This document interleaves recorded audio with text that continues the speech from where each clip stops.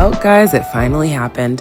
I woke up one day and realized somewhere along the journey, I became the oldest person I know. And that sounds a little dramatic. I'm not literally the oldest person I know, but in terms of my social circle right now, I am the centenarian, the geriatric of the group, and it's the first time for me. I vividly remember being the quote-unquote young one for years. Now, I'm a month away from turning 37, and as I look at the new friend group I've developed here in Lisbon, I am by far the oldest. I've been really fortunate to be adopted by so many different social groups here, but I'm leading the packs by at least 5 years. In fact, my closest friend is nearly a decade younger than me.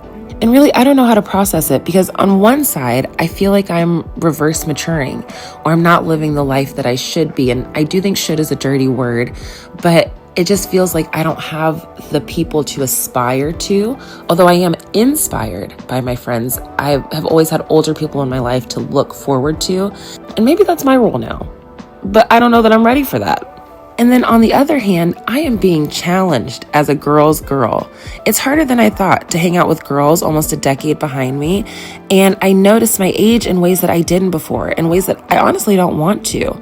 The grays, the swollen joints, the wrinkles in my eyes instead of the twinkle in my eyes. It is a lot. And I always assumed that I'd age gracefully, not necessarily in looks, now I hoped, but definitely in attitude. And I remember being a kid with my mom, we would go to the beauty supply store and she would buy those retouch kits to color her roots. And I thought it was absurd. I gave her hell because I thought she was being so vain. And in fact, that's how I learned the word vain. And she blew me off. Like, this is what she's doing to care for herself. And now looking back, shut the hell up, young Erin. I'm dealing with grays everywhere, head to toe, and it happened overnight. I woke up one day and my cooch decided she was Cruella de Vil, and it's frightening. And now I'm subjecting myself to being surrounded by smart, fun, youthful friends, and I can't help but compare. Don't get me wrong, I love me. I love how the years are sitting with me. I love that I'm blessed to be getting older, but every day I understand the Sanderson sisters a little bit more. So something I want to try is committing to a rejuvenating regimen, because right now I don't do much in terms of anti-aging. I moisturize, but I'm black, so that's a given. And I keep my products really minimal because I have very easily triggered eczema. Typically, I'll wash with the same CeraVe cleanser or a dupe, and then sometimes I use a toner, sometimes I don't. Sometimes at night I'll use retinol or this prickly pear oil that I got in Marrakesh, which I'm gonna be sad when that runs out one day. My non-negotiables are a really thick moisturizing cream with vitamin C and some kind of sun protection, and then a collagen serum. That's me. I've just started using this light therapy wand and I think it makes my skin smoother. I'm not really consistent with it, but it's kind of like a facial massage and all the rays of whatever. As you can tell, I need to learn more, and I really could be doing more other than complaining and trying to suck the youth out of my friends. So that is what I'm going to be doing for the next couple of months, research and applying that to myself. But number one on my list, my biggest concern lately has been my hair. You wouldn't believe it based on the current circumstances, but I have thick hair. Like the kind of thick that takes 3-ish days to dry, and she's just not thick right now because I have not been nice to her. I had this master plan that when I moved to Portugal, I would protect my hair for the whole year with braids. And I lied to myself because what the braids actually did was just put more tension on fewer strands of hair, and then adding the stress of actually moving. Like, even though it was a fun process, my body was still processing into stress and my hair said, I'm giving up. And so she's gotten really thin and short, and I just went in for a cut and then to have some twists in, and I am about to start the journey of growing my hair back. Fortunately, I've always been really experimental with my hair, and what I know from shaving it, from cutting it, from dyeing it, and everything in between, she does come back. I'm very fortunate in that way, and I'm gonna count on her to do it again. You hear me? You hear me?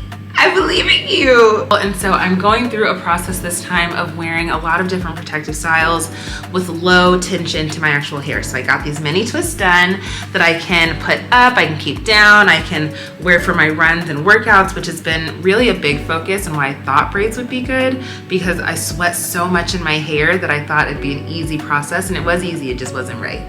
So I'm gonna do the right things now where I can take my hair down and actually really, really get in and detangle more often and give it the nutrients that it wants. And I think it's gonna work. So I just got back from Amadora and I went ahead and I got every supply I'm gonna need, which is hair. So I got a half wig using like a deep wavy curl, and then I got some clip-ins using, they just called it curly. In Amador, there are tons of shops that you can go into. They have the hair ready. You can pick it out. You can make whatever pieces you want. They'll fit it to your head. I'm obsessed with it. It's not that cheap, but it's not that expensive either. And the best part is that it usually takes like an hour, 2 hours to do everything. So you go in, use your imagination, come out with some hair. And that's what I've done.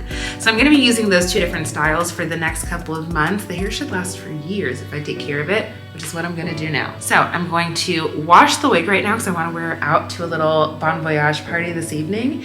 And then tomorrow I'll probably do some maintenance on the clip-ins. But let's get to work.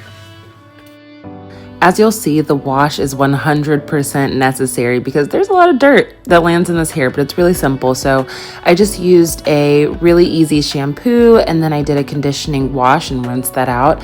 And the hair felt soft all week. It was amazing. And I do have to say, it's been a couple of weeks since I got these mini twists and got this hair, and I'm really happy with everything. I feel like this is a solution to get me back on track, to get me feeling like myself again, and just young and fun and beautiful. I personally think it's working, and I will let you know how the rest of it goes. Until next time, love you, boo. Mwah!